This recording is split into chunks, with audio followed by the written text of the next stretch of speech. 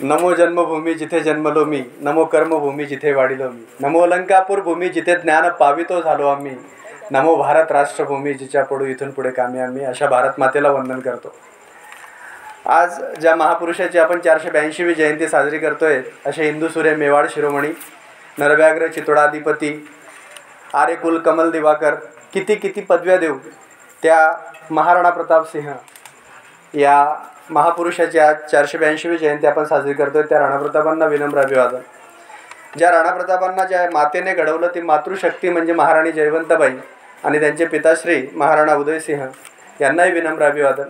आणि त्याच जोडीला जर का सांगायचं म्हटलं तर आज तुमच्या या पंचकेश्वर गावामध्ये महाराणा प्रतापांच्या जयंतीच्या निमित्ताने महाराणा प्रतापांच्या विचारांची शिदोरी आपल्या प्रत्येक समाज बांधवापर्यंत पोहोचली पाहिजे. किंबहुना राणाप्रतापांचा विचार हा प्रत्येक तरुणापर्यंत पोहोचला पाहिजे. तो त्या तरुणाच्या एका मस्तकातून दुसऱ्या मस्तकामध्ये प्रवाहित झाला पाहिजे. या विचाराच्या अनुषंगाने आणि हा सामाजिक, प्रासंगिक, वैचारिक आणि भावनिक दृष्टिकोन ठेवून तुमच्या गावातील आयोजकांनी ज्या राणाप्रताप जयंतीचं नियोजन केलं, त्याचसोबत त्या संपूर्ण जी तरुण मंडळी आहे त्या सगळ्या तरुणांचं मी मनापासून अभिनंदन करतो, कौतुक करतो. आणि मित्रांनो, आजच्या या कार्यक्रमाला उपस्थित साहेबराव डोमसे, शिवादादा डोमसे, गणपत त्र्यंबक डोमसे, संजयजी वाडके, केशव शिंदे, एकनाथ निकम, ताई आपलं नाव काय? नैना शेख. तर अशी सगळी मंडळी, या सगळ्यांनाही विनम्र अभिवादन करतो. आणि त्याचसोबत आपण सगळे उपस्थित बसलेले माझे तरुण बांधव, तुम्हाला सगळ्यांना विनम्र अभिवादन करतो. खरं तर टाळ्या वाजवण्यामध्ये आपलं गाव कंजूस आहे का? आपल्याला टॅक्स भरावा लागतो का? तर टॅक्स जर भरावा लागत नसेल तर एकदा जोरदार टाळ्या होऊ द्या. कारण आज महाराणा प्रतापांची 482वी जयंती आपण साजरी करतोय. मित्रांनो, आपण बोलताना खूप सारे लोक असं बोलतो की मग आपलं रक्त सळसळलं पाहिजे, रक्त उसळलं पाहिजे. पण रक्त उसळता कामा ही असलं पाहिजे आणि सळसळतंही असलं पाहिजे. सळसळतं आणि उसळतं रक्त कुठे असलं पाहिजे हे पुढच्या तास दीड तासामध्ये मी तुम्हाला सांगण्याचं प्रयोजन करेन. खरं तर महाराणा प्रतापांसारख्या एका महान अद्वितीय व्यक्तिमत्वाचं चरित्र सांगण्याचं काम या पुढच्या 1 ते 1.5 तासामध्ये मी या ठिकाणी करणार आहे. खरं तर ज्या महाराष्ट्रामध्ये मी आज रोजी उभा आहे, ही महाराष्ट्र म्हणजे संतांची भूमी, ही महाराष्ट्र ज्ञानेश्वरांची भूमी, हाच महाराष्ट्र संत तुकोबारायांचा आहे. आणि हाच महाराष्ट्र जर खरं पाहायला गेलं तर छत्रपती शिवाजी महाराजांचा आहे. छत्रपती शिवाजी महाराजांनी जी स्वराज्याची मुहूर्तमेढ रोवली ती राणाप्रतापांच्या विचारांनी रोवली. आजही जर का समजा आपण इतिहासामध्ये गेलो, इतिहासाचे अनेक कंगोरे धुंडाळून पाहिलेत, तर राणाप्रतापांसारखा आदर्श व्यक्तिमत्व छत्रपतींच्या समोर होतं. म्हणून छत्रपती शिवाजी महाराज हे स्वराज्य घडवू शकलेत. हा इतिहास आम्हाला विसरता येणार नाही. ही वास्तविकता आहे आणि वास्तविकता कधीही आपण विसरू शकत नाही. स्वतः छत्रपती शिवाजी महाराज ज्यावेळेस दिलेर खानाच्या भेटीला गेले, तर दिलेर खानाच्या भेटीसोबत जेव्हा त्यांना पुरंदरचा तह करायचा होता, तर त्या पुरंदरच्या तहामध्ये स्वतः छत्रपतींनी सांगितलं होतं की राणाप्रतापांनी जे स्वराज्याचं ब्रीद आणि बिरुद हातामध्ये घेतलेलं होतं, तोच वणवा घेऊन आम्ही सुद्धा स्वराज्य उभं केलेलं आहे. आणि त्या स्वराज्याच्या महान कार्यामध्ये मिर्झाजी आपण आम्हाला सहकार्य करावं, ही माफक अपेक्षा छत्रपतींनी पुरंदरच्या तहाच्या वेळेस मिर्झाराजे जयसिंगांकडे मांडली होती. मात्र पुढचा पुरंदरचा तह काय झाला, कसा झाला हे आपल्याला सगळ्यांना माहिती आहे. आपण विविध सिरियल्समधून, चित्रपटांमधून या सगळ्या गोष्टी पाहतो. मित्रांनो, खरं तर आज माझा जो विषय आहे तो छत्रपती शिवाजी महाराजांवर मी बोलणार नाहीये. आज मी महाराणा प्रतापांवर बोलणार आहे. मला थोडं एक खाली ओसरतं, थोडं वजनदार केलं तर बरोबर. मित्रांनो, 9 मे 1540ला महाराणा प्रतापांचा जन्म झाला कुंभलगडावर आणि 19 जानेवारी 1597 रोजी राणाप्रतापांचं देहावसान झालं चावणला. एकंदरीत या कालखंडामध्ये 57 वर्षाचा कालखंड आहे. या 57 वर्षाच्या कालखंडामध्ये महाराणा प्रताप कशा पद्धतीने जगले असतील आणि राणाप्रतापांच्या विचारांची धुरा आजही 482 वर्ष झाले तरीही आपण महाराणा प्रतापांना या ठिकाणी त्यांचं स्मरण करतो, त्यांच्या विचारांचं स्मरण करतो, त्यांची जयंती आणि पुण्यतिथी साजरी करतो. तर मित्रांनो, ही महाराणा प्रतापांच्या विचारांची, त्यांच्या कार्याची पुण्य आहे आणि म्हणून 482 वर्ष झाले तरी आपण त्यांना आठवणीत काढतो. 57 वर्षाच्या कालखंडामध्ये राणाप्रतापांनी असं कुठलं महान कार्य केलं की आजही आपण 482 वर्षानंतर त्यांना आठवतोय, त्यांच्या कार्याचं गुणगान करतोय, त्यांचा गुणगौरव करतोय. महाराणा प्रतापांना किती किती अनेक जण, कोणी हिंदू सूर्य म्हणतो, कोणी मेवाड शिरोमणी म्हणतं, कोणी चितोडाधिपती म्हणतं, कोणी राष्ट्रवीर म्हणतं, कोणी नरव्याघ्र म्हणतं. कोणी आर्यकुल कमल दिवाकर म्हणतं, कोणी हिंदवा सूरज म्हणतं. किती किती पदव्या आहेत मित्रांनो. राणा प्रतापांकडे जर का समजा आपल्याला बघायचं असेल तर सर्वंकष आणि सर्वांगीण दृष्टिकोन ठेवून आपल्याला राणा प्रतापांकडे बघावं लागेल. राणा प्रताप, मी काल रात्री फेसबुकला माझी एक पोस्ट टाकताना मला एक 4 ओळींची कविता सुचली आणि ती कविता मी फेसबुकला पोस्ट केली की अगर महाराणा प्रताप न होते तो हम हिंदू न होते, अगर महाराणा प्रताप न होते तो गंगा गंगा न रहती, अगर महाराणा प्रताप न होते तो गाय गाय न रहती, अगर महाराणा प्रताप न होते तो आपके और मेरे माथे पर तिलक न रहता, अगर राणा प्रताप न होते तो हिंदुस्तान न होता, और अगर राणा प्रताप न होते तो सत्य सनातन हिंदू धर्म न होता. ही कालची लिहिलेली माझी कविता आहे. मला सहज सुचलं रात्री 12 वाजता मी ते लिहून टाकलं. आणि हे मी सहज लिहिलं नाही. ज्या वेळेस मी महाराणा प्रतापांचं चरित्र वाचलं तेव्हा मला समजलं की जर का समजा महाराणा प्रताप राहिले नसते तर आज जो हिंदुस्थान आपण हिंदू म्हणून हिंदुस्थानामध्ये जगतोय आणि हिंदुस्थानातलं खऱ्या अर्थाने या हिंदुस्थानाचं नाव आपण हिंदुस्थान म्हणून घेतोय, हे नाव घ्यायला किंबहुना कितीतरी वर्ष उजळावी लागली असती. मित्रांनो, राणा प्रताप होते म्हणून आज रोजी आपण आहोत. कारण जर का समजा आपल्याला नायक समजून घ्यायचा असेल तर खलनायक आधी समजून घेणं गरजेचं असतं. बरोबर है. अगर बाहुबली को समझना है तो भल्लाल देव को समझना जरूरी होगा. चित्रपट आपण सगळेच जण पाहतो. नायकाच्या पलीकडे खलनायक ज्यावेळेस आपण समजून घेतो तेव्हा खऱ्या अर्थाने आपल्याला एका राष्ट्रनायकाचं चरित्र आपल्या समोर उद्घोषित करता येतं. आणि ते राष्ट्रनायकाचं चरित्र जर का समजा उद्घोषित करता येत असेल तर त्याच्या आधीची पार्श्वभूमी आम्हाला बघावी लागेल. आणि आधीची पार्श्वभूमी काय होती तर या देशावर मित्रांनो कितीतरी आक्रमणं झाली. मग ते आक्रमण अगदी म्लेच्छांचं झालं, तुर्कांचं झालं. 711ला सर्वात पहिलं जे आक्रमण झालं ते दाहिर, जो आमचा राजा होता त्या दाहिरवर आक्रमण झालं. आणि ते आक्रमण कोणी केलं? मोहम्मद बिन कासिमने केलं. मोहम्मद बिन कासिमने हे आक्रमण ज्यावेळेस केलं तर आक्रमण केल्यानंतर दाहिरचा पराभव झाला. आणि दाहिरचा पराभव झाल्यानंतर दाहिरचा जो मुलगा होता तो मुलगा चित्तोडकडे आला. चित्तोडला बाप्पारावांकडे शरण गेला आणि बाप्पारावांना दाहिरच्या 2 मुलींना मोहम्मद बिन कासिम घेऊन गेला, त्यांना पळवून घेऊन गेला. विचार करा किती क्रूर मानसिकता होती या विचारांची, या लोकांची. आणि त्या मानसिकतेने ज्यावेळेस मोहम्मद बिन कासिमने आक्रमण केलंय, दाहिर गेलेला आहे, दाहिर संपला आहे, इकडे चित्तोडकडे दाहिरचा मुलगा बाप्पारावांकडे मदत मागण्यासाठी आलेला आहे. आणि तुमच्या माहितीस्तव सांगतो, मेवाडचे ते पहिले महाराणा होते महाराणा बाप्पा रावल, की बाप्पा रावळांनी अक्षरशः 2 लाखाची फौज तयार केली, हिंदू फ्रंट तयार केला. आणि तो फ्रंट तयार करून अनेक गुजरातचे त्याच्यामध्ये राजे होते, संपूर्ण हिंदुस्थानातले राजे, आणि त्या मोहिमेचं नेतृत्व बाप्पा रावळांनी केलं. आणि बाप्पा रावळांनी जेव्हा मोहम्मद बिन कासिमवर आक्रमण केलंय तर ते आक्रमण केल्यानंतर मोहम्मद बिन कासिमला अगदी पिटाळून हाकलत त्याला इराकपर्यंत पोहोचवलं. आणि तिकडनं येताना बाप्पा रावळ ज्यावेळेस तिकडनं येत होते तर तिकडनं येताना प्रत्येक 100 किलोमीटरच्या अंतरावर त्यांनी चौक्या उभ्या केल्यात आणि त्या चौक्यांवर त्यांनी त्यांचे सेनापती उभे केले. आज जे पाकिस्तानमध्ये रावळपिंडी नाव आपल्याला सगळ्यांना परिचित असेल, रावळपिंडी माहिती आहे आपल्याला, आपण शोएब अख्तरला रावळपिंडी एक्सप्रेस म्हणून ओळखतो, बरोबर आहे. पण हे जे रावळपिंडी गाव आहे हे कोणाच्या नावाने वसलेलं माहिती आहे? हे बाप्पा रावळांच्या नावाने वसलेलं. जोड्यांनी मारलं होतं अक्षरशः त्या मोहम्मद बिन कासिमला आणि त्याला हाकलून लावलं होतं. हा पराक्रमाचा जो इतिहास आहे, हा शौर्याचा जो इतिहास आहे, तो आमच्या इतिहासकारांनी आमच्यापासून लपवला. माहीत नाही आम्हाला हा इतिहास.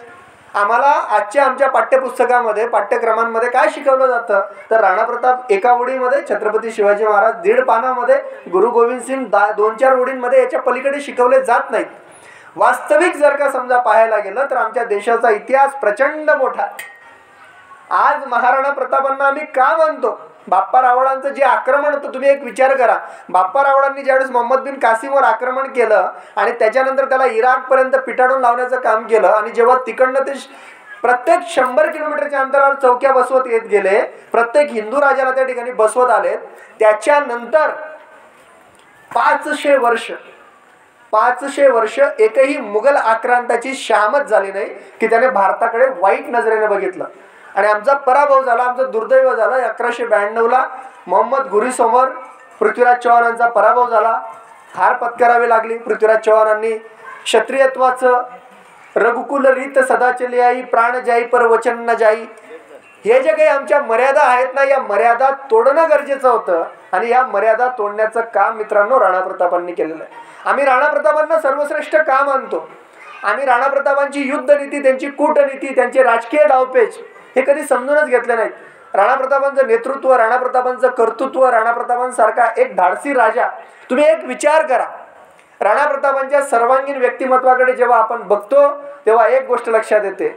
अकबर ज्यावेळेस दिल्लीच्या गादीवर आला तर तो दिल्लीच्या गादीवर आल्यानंतर त्याने हेमूचा पराभव केला. आणि हेमूचा पराभव, हेमू हा आमचा शेवटचा हिंदू राजा, आणि हेमूचं मस्तक त्याने छाटलं. हेमूचं मस्तक छाटल्यानंतर तो ज्यावेळेस दिल्लीच्या गादीवर बसला त्यावेळेस आ सेतू हिमाचल, काश्मीर पासून ते कन्याकुमारी पर्यंत आणि बिहार पासून ते बंगाल पर्यंत सगळे हिंदू राजे अकबराचे मांडलिक झाले होते. त्याच्या दरबारात जाऊन कुर्रीसाद करत होते. पण एकमेव मेवाड आणि चित्तोड असा होता की जो अकबरासमोर, दिल्लीच्या मुघलिया सल्तनत समोर कधीही झुकले नाहीत. आणि म्हणून आम्हाला राणा प्रताप वंदनीय आहेत, प्रातस्मरणीय. तुम्ही भगतसिंगांच्या चरित्राकडे जर बघितलं, भगतसिंगांची जेल डायरी जर का समजा तुम्ही वाचली असेल तर भगतसिंगांना असा प्रश्न विचारण्यात आला होता. भगतसिंगांचं वय किती होतं? 23-24 वर्षाचे भगतसिंग जेव्हा फाशीवर गेले तेव्हा. आणि भगतसिंगांना प्रश्न विचारण्यात आला होता कि क्यों भगत, भरी जवानी पड़ी और इस भरी जवानी में आपको ऐसा नहीं लगता कि आपने में प्यार, इश्क और मोहब्बत करना चाहिए? तर भगतसिंगांनी दिलेलं उत्तर अतिशय मार्मिक आहे. आणि मित्रांनो, भगतसिंगांना जी प्रेरणा मिळालेली ती महाराणा प्रतापांकडून मिळालेली. भगतसिंगांनी जे दिलेलं उत्तर होतं ते अतिशय मार्मिक होतं. उत्तर असं होतं की कुछ इस तरह वाकिफ है मेरी कलम मेरे जज्बातों से, कुछ इस तरह वाकिफ है मेरी कलम मेरे जज्बातों से, मैं इश्क लिखना भी चाहूं तो इनकलाब लिखा जाता है. मैं इश्क लिखना भी चाहूं तो इनकलाब लिखा जाता है. आणि ही प्रेरणा महाराणा प्रतापांची होती. आज जर का समजा आम्ही बघितलं, झाशीच्या राणींनी 1857चा जो उठाव केलाय त्या उठावाची प्रेरणा जर का समजा कोणी असेल, आणि तुमच्या माहितीसाठी सांगतो, 18 जून म्हणजे 1857चा जो लढा झालाय ना त्याची तारीख जर का समजा तुम्हाला कोणाला माहिती नसेल तर तारीख आठवणीत ठेवा. ती तारीख होती 18 जून 1857. आणि राणा प्रतापांचं जे युद्ध झालंय हल्दीघाटीचं, ते हल्दीघाटीचं युद्ध झालंय 18 जून 1576. विचार करा, 18 जून 1576ला हल्दीघाटीचं युद्ध झालंय आणि 18 जून 1857ला स्वातंत्र्याची दुसरी लढाई झाली आहे. म्हणजे विचार करा मित्रांनो, या भारतीय संग्रामाचे सर्वात पहिले फ्रीडम फायटर जर कोणी असेल, सर्वात पहिले स्वतंत्रता सेनानी जर कोणी असतील तर ते म्हणजे वीर शिरोमणी महाराणा प्रताप. आणि ती प्रेरणा घेऊन झाशीची राणी लढली आहे, तीच प्रेरणा घेऊन तात्या टोपे लढलेत, तीच प्रेरणा घेऊन मंगल पांडे लढलेत. पण हे आमच्यापासून लपवलं गेलं. बिहारचा एक पत्रकार आहे आणि त्या पत्रकाराचं नाव आहे गणेश शंकर विद्यार्थी. राणा प्रताप कुठे माहिती आहे आम्हाला? आम्ही राणा प्रतापांना फक्त हल्दीघाटीच्या युद्धापुरता पाहतो. राणा प्रताप हे हल्दीघाटीच्या युद्धामध्ये समाविष्ट आम्ही करून ठेवला. आम्ही काय केलं ना, राणा प्रतापांना फक्त राजपूत म्हणून बघितलं. पण हिंदुस्थान म्हणून तुम्ही राणा प्रतापांना बघा. ज्यावेळेस तुम्ही हिंदुस्थान म्हणून राणा प्रतापांना बघणार तेव्हा खऱ्या अर्थाने तुम्हाला राणा प्रतापांचं चरित्र तुमच्या डोळ्यांसमोर येईल. बिहारचा गणेश शंकर विद्यार्थी महाराणा प्रतापांच्या बद्दल प्रचंड मोठं वाक्य बोललेलं आहे. आणि ते वाक्य खूप मोठं आहे. आणि मित्रांनो, ज्या ज्या वेळेस आहे ना ही जी वाक्य आहेत ना ही आपल्या नजरेसमोर येत नाहीत, आपण काय करतो, या वाक्यांपासून फारकत घेतो आणि या वाक्यांपासून आपण दूर जातो. गणेश शंकर विद्यार्थी असं म्हणतो की महाराणा प्रताप अगर इटली में होते तो जोसेफ मॅजिनी से ज्यादा उनकी पूजा होती. जोसेफ मॅजिनी कोण आहे माहिती आहे? स्वातंत्र्यवीर सावरकर ज्यावेळेस भारतामधून इंग्लंडमध्ये गेले आणि इंग्लंडमध्ये गेल्यानंतर तिथले जे क्रांतिकारक होते त्या क्रांतिकारकांना त्यांनी एकत्र करण्याचं काम केलं. तर इटलीचा जो काही क्रांतिकारक होता त्या क्रांतिकारकाचं नाव होतं जोसेफ मॅजिनी. तर त्या जोसेफ मॅजिनीची तुलना स्वातंत्र्यवीर सावरकरांनी भारतातल्या समर्थ रामदासांसोबत केलेली. आणि तोच गणेश शंकर विद्यार्थी लिहितो की अगर राणा प्रताप इटली में होते तो जोसेफ मॅजिनी से ज्यादा उनकी पूजा होती, अगर राणा प्रताप इंग्लंड में होते तो वॉशिंग्टन से ज्यादा उनको पूजा जाता. या राणा प्रतापांचं व्यक्तिमत्व आणि कर्तृत्व मित्रांनो आज रोजी आमच्या हिंदुस्थानात कुठे, याचाही आम्ही विचार करणं गरजेचं आहे. याचाही आम्ही विचार केला पाहिजे. राणा प्रतापांचा पराक्रम प्रचंड मोठा आहे. राणा प्रतापांची विचारधारा प्रचंड मोठी आहे. 2-4 थातुरमातुर गोष्टींपुरता राणा प्रतापांची जय म्हटणं म्हणजेच महाराणा प्रतापांचे आम्ही वंशज आहोत हे खऱ्या अर्थाने सिद्ध होत नाहीत. तर राणा प्रतापांचे विचार आमच्या पुढच्या पिढीला आम्हाला अग्रेसर करता आले पाहिजे, तर खऱ्या अर्थाने आम्ही महाराणा प्रतापांचे विचार लोकांपर्यंत पोहोचू शकतो. मित्रांनो, या देशामध्ये ज्यावेळेस संपूर्ण भारतामध्ये, संपूर्ण हिंदुस्थानामध्ये जिकडे तिकडे मुघल बादशहाचं आक्रमण होतं, मुघल बादशहाचे सगळे मांडलिक झालेले होते, अशा परिस्थितीमध्ये एक दिवाकर, एक आर्यकुल कमल दिवाकर, एक स्वातंत्र्यकेता, एक सूर्य की ज्याची प्रेरणा घेऊन लोकांच्या मध्ये स्वातंत्र्याची ज्योत पेटत होती, असा एकमेव माणूस जर कुठला शिल्लक असेल तर ते म्हणजे मेवाडचे महाराणा उदयसिंग होते. मी तुम्हाला मगाशी सांगितलं की हेमूचा पराभव झाला आणि त्याच्यानंतर अकबर दिल्लीच्या गादीवर बसला. अकबर दिल्लीच्या गादीवर बसल्यानंतर त्याने बघितलं सगळ्या हिंदुस्थानातल्या राजांना त्याने फरमान धाडलं, खलिते पाठवले आणि ते फरमान धाडल्यानंतर खलिते पाठवल्यानंतर त्याने मेवाडलाही खलिता पाठवला आणि त्यावेळेस मेवाडचे महाराणा होते उदयसिंग, महाराणा प्रतापांचे वडील. तर उदयसिंहांना त्यांनी सांगितलं की आप भी हमारे सामने झुक जाओ, परंतु उदयसिंहांनी त्याचा प्रस्ताव नकारला. कारण का, मी कोणाचा वंशज आहे तर मी बाप्पा रावळांचा वंशज आहे, मी महाराणा आमीरचा वंशज आहे, मी महाराणा कुंभांचा वंशज आहे. एवढे मोठे माझे पराक्रमी वीर, ज्या महाराणा कुंभांनी 42 लढाया लढल्या आणि एकही लढाई पराभूत नाही. आज तुम्ही राजस्थानात जर गेले, एकंदरीत 82 किल्ले, त्या 82 किल्ल्यांपैकी 32 किल्ले त्या महाराणा कुंभांनी बांधलेत. त्या महाराणा कुंभांचा जर का मी वंशज असेल की ज्यांनी माळव्याच्या सुलतानाला बंदी करून चित्तोडगडामध्ये 6 महिने कैदेत ठेवलं होतं, त्या महाराणा कुंभांचा जर मी वंशज असेल तर मी दिल्ली समोर कसा झुकू, मी अकबरासमोर कसा झुकू, हा विचार उदयसिंहांकडे होता आणि म्हणून ते झुकले नाहीत. शेवटी याचा परिपाक काय झाला तर याचा परिपाक झाला 1567-68चं युद्ध आमच्या समोर येतं. आणि मित्रांनो, खरं जर पाहायला गेलं तर राणा प्रतापांचा जो पराक्रम आहे, राणा प्रतापांचं जे शौर्य आहे, ते आम्हाला नंतरच्या कालखंडात दिसतं. पण या शौर्याची, या पराक्रमाची प्रेरणा जर का समजा कोणी असेल तर ते महाराणा उदयसिंह. बरेच लोक राणा प्रतापांच्या वडिलांना दोष देतात, पण मित्रांनो, महाराणा प्रतापांचं संपूर्ण चरित्र आपण जेव्हा पाहतो तर महाराणा उदयसिंहांनी ज्या पद्धतीने मेवाड सांभाळलं, संपूर्ण चित्तोड सांभाळला, विपरीत परिस्थितीमध्ये त्यांनी सांभाळलं. कोणताही राजा सांभाळू शकत नाही. जसे बरेच लोक महाराष्ट्रामध्ये छत्रपती शिवाजी महाराजांचे चरित्र सांगताना शहाजी राजांना दोष द्यायचे, परंतु नंतर जेव्हा समजायला लागलं की शहाजी राजे हे दोषी नव्हते, खरं तर स्वराज्य उभारणीच्या कामामध्ये शहाजी राजांचं खूप मोठं योगदान होतं. तेच योगदान संपूर्ण मेवाड, मारवाड आणि चित्तोडला जिवंत ठेवण्याचं काम, संपूर्ण राजस्थानामध्ये हिंदुत्व टिकवून ठेवण्याचं काम जर कोणी केलं असेल तर त्या कालखंडामध्ये ते महाराणा उदयसिंहांनी टिकवून ठेवलं. आणि या महाराणा उदयसिंहांनी ज्यावेळेस अकबराला नकार दिला की मी तुझं मांडलिकत्व स्वीकारणार नाही, तेव्हा 80,000 लोकांची फौज घेऊन हा अकबर चित्तोडगडावर चालून आलाय. आणि हे 1567चं सर्वात मोठं युद्ध. आजही काय होतं मित्रांनो माहिती आहे का, एखादी TV सिरियल येते, व्हॉट्सअपवर, फेसबुकवर कुठले तरी मेसेजेस फिरतात आणि त्या माध्यमातून आम्हाला असं वाटतं का हा इतिहास खरा आहे, असं आपल्यापैकी बऱ्याच लोकांना वाटत असेल. हे सत्य आहे, परंतु सत्य हे काय असतं, ते अर्धसत्य असतं. पूर्ण सत्य केव्हा येतं माहिती आहे का, जावे त्याच्या वंशा तेव्हाकडे.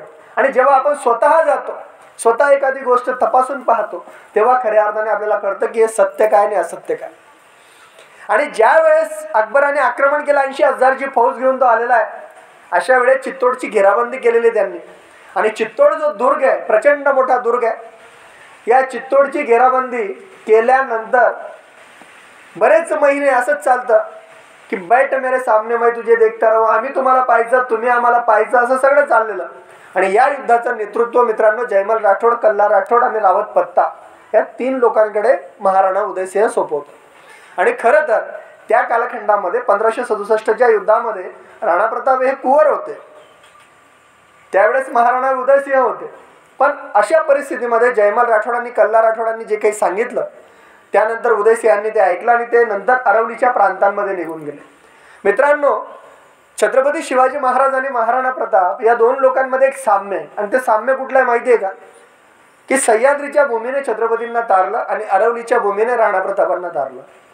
आणि अखंड अरवली राणा प्रतापांच्या पाठीशी होता, अखंड सह्याद्री छत्रपतींच्या पाठीशी होता. म्हणून 50 वर्षामध्ये शिवाजी महाराज जे काम करू शकलेत, तेच काम 57 वर्षामध्ये महाराणा प्रताप करू शकले. आता या सगळ्या गोष्टी जर का समजा आपण विवेकाने, विचाराने जर का बघितल्यात तर आपल्याला कळतं की या 50 वर्षामध्ये किंवा 57 वर्षाच्या कालखंडामध्ये या महापुरुषांनी काय काय केलं. तर आपण येऊच त्या मुद्द्यावर. पण जेव्हा 67 साली आक्रमण केलं अकबराने, ते आक्रमण केल्यानंतर उदयसिंह अरवलीच्या प्रांतात निघून गेलेत. इकडे किल्ल्याची जबाबदारी हे जयमल राठोड, कल्ला राठोड या दोघं काका आणि पुतण्यांकडे सोपवली आणि त्यांच्या जोडीला रावत पत्ता हा जयमल राठोडचा भाचा होता, त्यांच्याकडे ती जबाबदारी सोपवली आणि संपूर्ण राजपरिवार जो आहे तो निघून गेला आहे. मित्रांनो, या 67च्या युद्धामध्ये जोहर झालेला आहे आणि खरं तर याच्या आधी पण आमचे 2 जोहर झालेले आहेत. सर्वात पहिला जो जोहर झाला तो 1303ला आणि 1303ला जो जोहर झाला तो कोणता जोहर झालेला आहे तर अल्लाउद्दीन खिलजीने ज्यावेळेस आक्रमण केलं त्यावेळेस महाराणी पद्मिनीने 25,000 स्त्रियांसोबत जो जोहर केला तो प्रचंड मोठा जोहर होता. धगधगत्या अग्निकुंडामध्ये स्वतःला त्यांनी समर्पित करून घेतलं. हा माईक आवाज ओढतोय. धगधगत्या अग्निकुंडामध्ये त्यांनी स्वतःला ओढून घेतलं. मित्रांनो, आज जर पाहायला गेलं खरं म्हणजे जोहर आणि साका ही परंपरा बऱ्याच लोकांना माहिती आहे. पद्मावती ज्यावेळेस चित्रपट आला तर प्रचंड लोकांनी रणकंदन केलं. वास्तविक त्या चित्रपटामध्ये बऱ्याच गोष्टी चुकीच्या पद्धतीने दाखवण्यात आलेल्या आहेत. वास्तविक जो इतिहास आहे तो लोकांसमोर येणं गरजेचं आहे. रावल रतन सिंग ज्या पद्धतीने खिलजीच्या समोर गेलेत, गोरा बादल आणि त्यांचा जो पराक्रम आहे तो वेगळा व्याख्यानाचा विषय होऊ शकतो. त्या विषयावर बोलायला गेलो तर आजचा विषय अपूर्ण पडेल. पण 1303ला जो आक्रमण झालं त्या आक्रमणाच्या आधी खिलजीने राणी पद्मिनीला पत्र लिहिलं की माझी राणी हो तुला सुखात ठेवेल. राणी पद्मिनीला खिलजीने पत्र लिहिलं की माझी राणी हो तुला सुखात ठेवेल आणि त्यावेळेस पद्मिनी उत्तरादाखल सांगे त्याला की एक खिलजी तेरे जैसा पापी एक हिंदुस्तानी औरत की तरफ देख भी नहीं सकता. राणी पद्मिनीचं उत्तर आहे. जर ते उत्तर तुम्हाला पटलं तर तो प्रतिसाद मला जरूर द्या. एक खिलजी तेरे जैसा पापी एक हिंदुस्तानी औरत की तरफ देख भी नहीं सकता. हिंदुस्तानी औरत को छूने के लिए कलेजा चाहिए. हिंदुस्तानी शेर का तेरे जैसा एक विदेशी पोट्टा तो हिंदुस्तानी औरत को छू भी नहीं सकता. हे खरमरीत उत्तर होतं राणी पद्मिनीचं. त्याच्यानंतर तो पुढचा इतिहास आपल्याला सगळ्यांना माहिती आहे. जोहर झाला. त्याच्यानंतर दुसरा जो जोहर झालेला तो 1527ला महाराणा सांगांची जी पत्नी होती राणी कर्मवती, राणी कर्मवतीच्या कालखंडामध्ये 16,000 स्त्रियांसोबतचा तो जोहर झाला आणि त्यानंतर तिसऱ्या जोहरची वेळ होती 1567ला. जयमल राठोड रावत पत्ता यांच्या पत्नीच्या नेतृत्वाखाली 7,000 स्त्रियांनी जोहर केला. मित्रांनो, धगधगत्या अग्निकुंडामध्ये स्वतःला त्यांनी समर्पित करून घेतलं. जोहर म्हणजे काय? परक्या पुरुषाची सावली सुद्धा आमच्या सावलीला स्पर्श करता कामा नये, त्याला म्हटलं जातं जोहर. आणि साका म्हणजे काय? आता आमच्याकडे लढण्याशिवाय दुसरा कुठलाही पर्याय नाही. आदल्या दिवशी आमच्या स्त्रियांनी जोहर केलेला आहे आणि दुसऱ्या दिवशी आता आम्ही किल्ल्याचे दरवाजे सताड उघडे करून 2 हातांमध्ये नंग्या तलवारी घेऊ आणि शत्रू सैन्यावर तुटून पडू.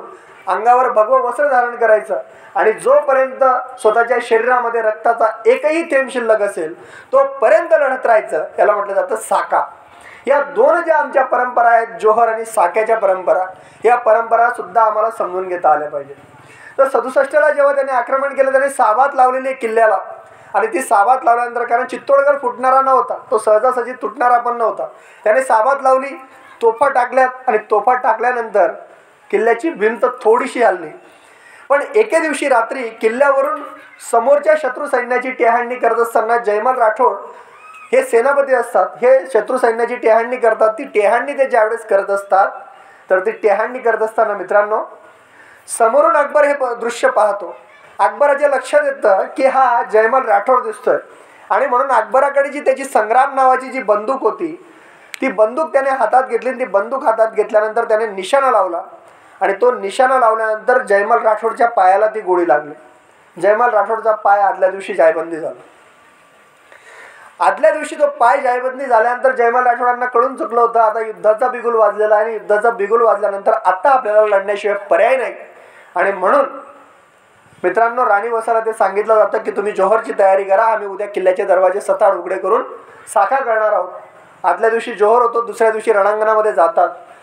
जयमल राठोड आणि कल्ला राठोडांचं शौर्य एवढं अप्रतिम होतं, त्यांच्या लढण्यापुढे मुघल सेना टिकत नव्हती. रावत पत्ताचं लढणं तेवढंच पराक्रमाचं होतं. शौर्य काय असतं हे मेवाडमध्ये गेल्यानंतर, राजस्थानमध्ये गेल्यानंतर, तिथल्या भूमीमध्ये गेल्यानंतर कळतं की मातृभूमीसाठी आम्ही लढता लढता स्वतःचे प्राण देऊ शकतो, किंबहुना आमच्या पुढच्या अनेक पिढ्या देऊ शकतो. ही ताकद ज्या मेवाडच्या मरुभूमीने तिथल्या वीरांना दिली ती प्रचंड मोठी आहे. आणि म्हणून मित्रांनो, जेव्हा दुसऱ्या दिवशी रणांगणामध्ये ते लढतात, तिकडनं मुघल सेना, इकडनं मेवाडी सेना, प्रचंड चकमक होते, दोघं लढतायत. आणि अशा वेळेस जयमल राठोडचा जो तुटलेला पाय, तो पाय ज्या पायाला गोळी लागलेली, तर जयमल राठोड कल्लाला सांगतो की कल्ला, मेरे पैर को भी गोली इसी वक्त लगनी थी, मैं तो मेरी मातृभूमि के लिए कुछ भी नहीं कर सकता, अगर तुझे कुछ करना है तो मुझे थोडा सहयोग करे. आणि अशा परिस्थितीमध्ये कल्ला राठोड जयमल राठोडला त्यांच्या खांद्यावर घेतात. त्यांचा डोक्याचा जो साफा असतो, ज्याला पगडी म्हटलं जातं, त्या साफ्याने त्यांचे दोघं पाय ते खांद्याला बांधतात. आता जो RR चित्रपट कोणी पाहिला आहे का? पाहिला असेल तुम्ही. त्या RR चित्रपटामध्ये शेवटी जे काही दृश्य दाखवलं जातं, तर ते दृश्य ते काय, ती कॉपी आहे. रियालिटी ही आहे की जयमल राठोड कल्ला राठोड यांच्या खांद्यावर असतात. वरती जयमल राठोडच्या हातात 2 तलवारी, खाली कल्ला राठोडच्या हातात 2 तलवारी. आणि जेव्हा ते मोगलांच्या फौजेवर तुटून पडतात, तर साक्षात चतुर्भुज शंकर रडतोय की काय, असं दृश्य निर्माण होतं. आणि हजारोंची मोगलांची फौज त्या ठिकाणी जयमल राठोड आणि कल्ला राठोड कापून काढतात. मित्रांनो, मातृभूमीच्या रक्षणासाठी लढता लढता जयमल राठोड आणि कल्ला राठोड हे इतक्या प्रचंड गतीने लढतात की त्यांचं लढणं बघून अकबर भगवान दासाला विचारतो की ये लोग किस मिट्टी के बने. आणि भगवान दास त्याला सांगतो की ये मेवाड़ की मिट्टी है जापना, या का एक एक वीर 100 के ऊपर भारी. आणि म्हणून अकबरासमोर पर्याय नसतो, कारण तो म्हणतो की जर का हे असंच लढत राहिले तर माझी सेना कापायला यांना वेळ लागणार नाही. आणि म्हणून तो त्याच्या बंदूकचीला बोलवतो आणि बंदूकचीला सांगतो की वो जो सामने दोनों दिख रहे जयमल और कल्ला, उनके ऊपर निशाणा चलाव. आणि दोघा बंधूंवर, दोघं काका आणि पुतण्यांवर निशाणा चालवला जातो. दोघांवर गोळ्या झाडल्या जातात. ते दोघं धराशायी होतात. मातृभूमीच्या रक्षणासाठी लढता लढता जयमल राठोड आणि कल्ला राठोड वीरगतीला प्राप्त होतात. मित्रांनो, त्या जयमल राठोड आणि कल्ला राठोडच्या बलिदानांना सुद्धा आम्हाला विसरता येत नाही. जर आम्हाला राणाप्रताप आठवायचे असतील तर सर्वप्रथम आम्हाला जयमल राठोड आणि कल्ला राठोड यांचं बलिदान आठवणं गरजेचं आहे. त्याच्याशिवाय आम्ही पुढे जाऊ शकत नाही. आमचा पराक्रम आहे, हे शौर्य आहे आमचं, जे मातृभूमीसाठी आम्ही लढलोय. आणि त्याच्यानंतर अरवलीच्या प्रांतामध्ये युद्ध संपलं. युद्ध संपल्यानंतर राजपरिवार तर अरवलीच्या प्रांतामध्ये निघून गेलेला. इकडे जयमल राठोड, कल्ला राठोड, रावत पत्ता यांचं बलिदान झालंय. आणि त्याच्यानंतर मेवाडच्या किल्ल्याच्या आत ज्यावेळेस अकबर शिरतो, तर अकबर मेवाडच्या किल्ल्याच्या आत शिरल्यानंतर 30,000 निरपराध लोक, 30,000 निरपराध जनता जी मेवाडमध्ये आश्रित होती, त्या जनतेला महाराणांनी आश्रय दिलेला होता. तर या ठिकाणी अकबराचा जो सेनापती आहे, तो सेनापती त्या जनतेला पाहून अकबराला प्रश्न विचारतो की क्यों बादशाह इनका क्या किया जाए. आणि त्यावेळेस अकबर त्यांना सांगतो की काट डालो, कत्लेआम कर डालो. विचार करा मित्रांनो, ज्या अकबराने 30,000 निरपराध लोकांची अक्षरशः निर्घृणपणे कत्तल केली, तो अकबर कुठल्या दृष्टीने महान होऊ शकतो. आजही आम्हाला काय शिकवलं जातं? Akbar the great. कुठल्या दृष्टीने अकबर ग्रेट होता? ज्या निहत्ते निरपराध लोकांनी मेवाडमध्ये आश्रय घेतलेला होता, त्या निरपराध लोकांची जर का समजा तुम्ही हत्या करत असणार, तर मित्रांनो तुम्ही कुठल्या दृष्टीने महान असू शकतात? अकबर महान असूच शकत नाही. पण आजही आम्हाला शिकवलं जातं अकबर महान. आमच्या देशामध्ये बरेचसे जे रस्ते आहेत ते कोणाच्या नावाने? अकबराच्या नावाने, औरंगजेबाच्या नावाने. हे सगळे विदेशी होते, हे भारतामध्ये आले, हे लुटारू होते, चोर होते, उचक्के होते. आणि मी ते सरळ बोलतो, हे चोर होते ना. हे भारतामध्ये का आलेत? तर यांना सत्ता पाहिजे होती, यांना पैसा पाहिजे होता. भारताला सोने की चिडिया म्हटलं जायचं. हे सगळे चोर, यांना का आम्ही महान म्हणायचं? ज्या अकबराच्या जनानखान्यामध्ये असंख्य हिंदूंच्या स्त्रिया दावणीला बांधलेल्या होत्या, तो अकबर कुठल्या दृष्टीने महान होता? विचार करा. अकबर महान असू शकत नाही. ज्याने मीना बाजार सुरू केला, तो अकबर कुठल्या दृष्टीने महान असू शकतो? तरी लोक अकबराला महान म्हणतात. हे आश्चर्य आहे मित्रांनो. आज जर का समजा विचार केला तर महान कोण असेल तर ते महाराणा प्रताप आहेत. आता महाराणा प्रताप कुठल्या दृष्टीने महान आहेत? तुमच्या जनानखान्यामध्ये असंख्य हिंदूंच्या स्त्रिया होत्या, तुम्ही काय काय त्यांच्यावर बलात्कार केलेत, त्या सगळ्या गोष्टी तुम्ही त्यांच्यावर केल्यात. आणि तुम्ही आ सेतू हिमाचल संपूर्ण हिंदुस्थानचे बादशाह म्हणतात स्वतःला. तुम्ही महान असू शकत नाही. पण दुसरीकडे महाराणा प्रताप महान होते. कारण का? तर तुमचा जो एक सेनापती अब्दुल रहीम खानकाना, जो मेवाडवर आक्रमण करायला आला, तो मेवाडवर आक्रमण करायला ज्यावेळेस आला तेव्हा तो त्याचा कुटुंब कबिला घेऊन आलेला होता. हल्दीघाटीच्या युद्धानंतरचा प्रसंग आहे. आणि तो त्याचा कुटुंब कबिला घेऊन आलेला असताना तो राणा प्रतापांवर एक दिवशी आक्रमण करायला गेला. त्याचा कुटुंब कबिला एका ठिकाणी पडलेला होता. महाराणा प्रतापांचे पुत्र कुंवर अमरसिंग त्यांना तो संपूर्ण मुघल छावणी दिसते. त्या संपूर्ण मुघल छावणीला ते घेराबंदी करतात आणि अब्दुल रहीम खानाच्या संपूर्ण कुटुंबाला बंदी करून त्या राणा प्रतापांच्या समोर नेतात. अशा वेळेस एक मातृहृदयी राजा, एक दातृत्वशील राजा, मर्यादा पुरुषोत्तम काय असतं, रघुकुलाची परंपरा काय असते, हे राणा प्रतापांनी त्या ठिकाणी दाखवून दिलंय. आणि प्रतापांनी हे त्या ठिकाणी दाखवून दिल्यानंतर जेव्हा अमरसिंग अब्दुल रहीम खानाचा कुटुंब कबिला राणा प्रतापांच्या समोर उभा करतात, तेव्हा राणा प्रताप अक्षरशः स्वतःच्या मुलाला झापतात, बोलतात आणि सांगतात की त्यांच्यात ते तैसे वागले म्हणून आपण ऐसे वागायचे का? त्यांच्यात आणि आपल्यात काय फरक राहिला? शेवटी ते क्रूर आहेत, ते सैतान आहेत, आपण तर ते नाहीत ना. आपली परंपरा कुठली? आणि म्हणून मित्रांनो, जर का सांगायचं म्हटलं तर त्याच वेळेस कुंवर अमरसिंगांना राणा प्रताप बोलतात आणि सन्मानाने अब्दुल रहीम खानाच्या बायकांची ओटी, त्यांच्या मुलींची ओटी, खना नारळाने ओटी भरून पाठवतात. मित्रांनो, हा सन्मान फक्त आणि फक्त एक हिंदू राजाच देऊ शकतो, कुठलाही मुघल आक्रांता देऊ शकत नाही. हा सन्मान फक्त महाराणा प्रतापांनी दिला. आणि पुढे तीच परंपरा छत्रपती शिवाजी महाराजांनी चालवली. कल्याणच्या सुभेदाराची सून ज्यावेळेस छत्रपतींसमोर उभी केली गेली, तेव्हा त्यांनीही कल्याणच्या सुभेदाराच्या सुनेला खरा नारळाने ओटी भरून सन्मान वापस पाठवलं. ही आमची परंपरा आहे. तर तो अकबर महान कसा असू शकतो? आज या देशातला जर का समजा आपण विचार केला तर महानत्व जर का समजा कोणाचं असेल तर ते या राजांचं आहे. आणि मित्रांनो, हे सगळा कालखंड गेल्यानंतर जेव्हा चित्तोड आपल्या हातातून गेलेला आहे, अशा कालखंडामध्ये 1572चा कालखंड उजाडतो. नवीन राजधानी उदयसिंहांनी तयार केली, ती म्हणजे गोगुंदा, चावंड, अशा अनेक राजधान्या त्यांनी तयार केल्यात. आणि गोगुंदाला महाराणा उदयसिंहांचं 1572ला देहावसान झालेलं आहे. त्याच्यानंतर मधला जो कालखंड आहे तो प्रचंड वेगळा आहे. राणा प्रताप हे चरित्र असं आहे की त्या चरित्रावर बोलायचं म्हटलं तर 3 दिवस काय 8 दिवसही अपूर्ण पडतील. एक एक टॉपिक असा आहे की त्या विषयावर प्रचंड मोठा विस्तार आहे. मग ते जगमालला गादीवर बसवणं असेल, शक्तिसिंहांचं अकबराकडे जाणं असेल, या सगळ्या गोष्टी फार वेगळ्या आहेत. पण यातून महाराणा प्रतापांचं चरित्र केवढं योग्य आहे. 1572ला जेव्हा उदयसिंहांचं देहावसान होतं त्यावेळेस दुसरीकडे जगमाल गादीवर बसतो, पण सामंत जे असतात ते सामंत सगळे महाराणा उदयसिंहांचा गोगुंद्यामध्येच त्या ठिकाणी राज तिलक करतात. बघा, साखरपुडा आणि लग्न या दोन गोष्टींमध्ये फरक आहे. फरक आहे का नाही? फरक आहे. साखरपुडा म्हणजे काय? तात्पुरतं बंधनात अडकवणं. आणि लग्न म्हणजे काय? परमनंट जोडीदार होणं. तर अगदी मेवाडमध्ये त्यावेळेस एक परंपरा होती की वडिलांच्या मृत्यूनंतर मोठा मुलगा हा राजगादीवर बसत असतो. परंतु पुत्र प्रेमापोटी राणी धीरबाई वडियांनी जगमलला गादीवर बसवलं. पण मेवाडचे जे सामंत होते, रावत कृष्णदास चुंडावत वगैरे, झाला बिदा, झाला मान, या सगळ्या लोकांनी हे मान्य नव्हतं आणि म्हणून त्यांनी तात्पुरता गोगुंदाला राणा प्रतापांचा राजतिलक केला. आणि त्यानंतर तब्बल 1 वर्षाने कुंभलगडावर 1 मार्च 1573 रोजी महाराणा प्रतापांचा राज्याभिषेक झालेला आहे. हा कुंभलगड तोच आहे की जिथे राणा प्रतापांचा जन्म झालेला आहे. आणि त्यानंतर मित्रांनो, उदयसिंहांचं निधन झालं आहे. सगळ्या गोष्टी अकबराला कळल्या आहेत. 67चं जखमा या आमच्या स्मृतीपटलावर ताज्या होत्या.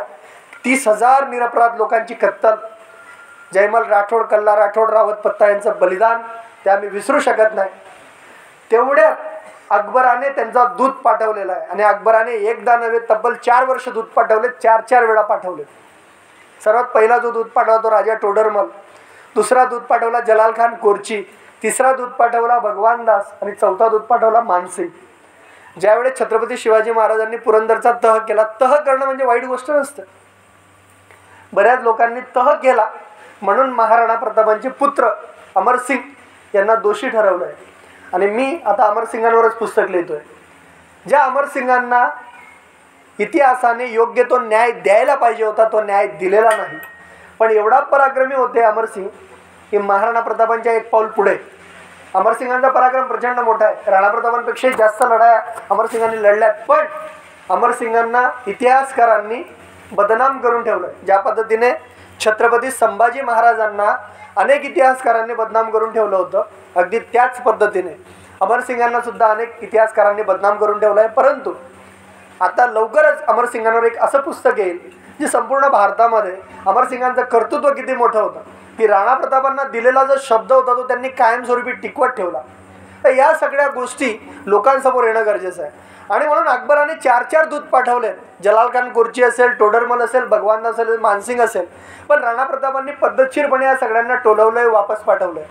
कारण राणा प्रतापांना वेळ हवा होता. आणि प्रतापांना तो वेळ अशासाठी हवा होता की 67च्या युद्धामध्ये आमची प्रचंड मोठी हानी झाली होती. आमचं सैन्य संपलं होतं. नवीन सैन्याची उभारणी करणं, तोफा आणणं, नवीन बंदूकची तयार करणं, नवीन धनुर्धर तयार करणं, शस्त्रास्त्र उभी करणं, शस्त्रसाठा तयार करणं, पैसा उभा करणं, ह्या सगळ्या चॅलेंजेस महाराणा प्रतापांकडे होते. मित्रांनो, एक विचार करा. आपल्या आयुष्यामध्ये खूप सारी संकट येतात, चॅलेंजेस येतात. एक चॅलेंज आलं तर आपण थांबून जातो, आपण चुकीचा मार्ग निवडतो.